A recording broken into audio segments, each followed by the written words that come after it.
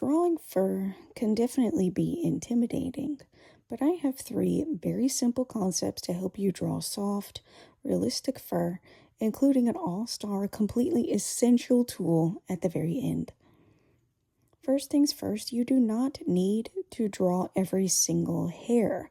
My students are always surprised to hear that, but it's true. Drawing hair is mostly an illusion. So if we look closely at this hyena here, see how this hair kind of clings together and makes these little V shapes that lay on top of each other? I hope you can see in my digital demo here. That was the easiest way to illustrate basically what I was doing. Hair clumps together. This is a big, big rule when you're drawing fur and hair. The strands like to stick to each other in these little clumps, and each clump has a shape, volume, and it casts a shadow. And you can see each clump is a little different from those around it. Now, if you look here at this serval, yes, the fur is shorter and smoother than the hyena, but those clumps are still there. You can see them in the borders of the black markings. You can see them changing directions on the neck. So you want to identify the major kind of important clumps and which direction they are growing. And that's what's included in your outline. And yes, I did trace the outlines for these drawings. I am still identifying those major shapes and describing them in the outline to guide me. The next thing I want you to know is don't be afraid of the dark. The number one biggest thing that makes your drawings more realistic is your values. And by that, I mean you want to include a full range of lights, mids, and deep blacks. I don't know about you, but throwing down a deep dark shadow was pretty scary to me for literally years. So to do this, I like to go in with a 2B lead in my mechanical pencil and attack those darks first.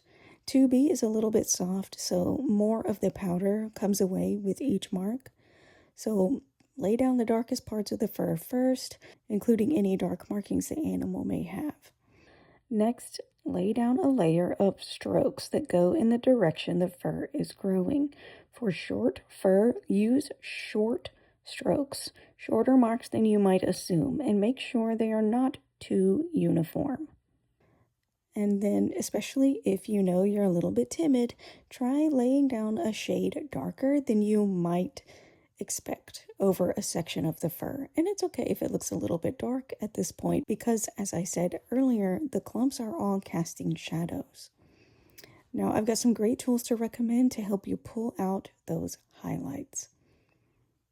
After I establish the darks, I go in with a blending sponge like this one from Soft Tools, and I stroke along the direction the fur is growing and make it look really soft. You can also use paper stumps to do this. I just prefer the sponges. I use them until they literally come apart, and I actually really like the marks that the tattered ones make.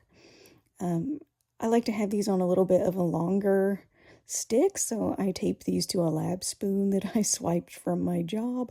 But you could use it as is or stick it on a chopstick or something.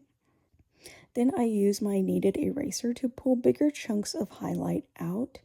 Usually I use this to describe the anatomy of the animal, where the hair is catching the light because of the way the animal underneath is shaped.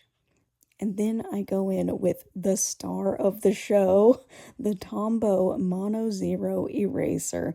This thing is incredible, and I use it on every drawing that I make, literally every single one. You can pull out the highlights on each fur clump with this, do a layer of those all over, and then you blend over again, either with the sponge or a stiff brush, and then do another layer of those little clumps. Blend again, and you could do that several times over. And there you have some pretty realistic looking fur with depth and softness, like you could reach out and pet that fur. So I hope that was helpful for you, and I will see you again really soon.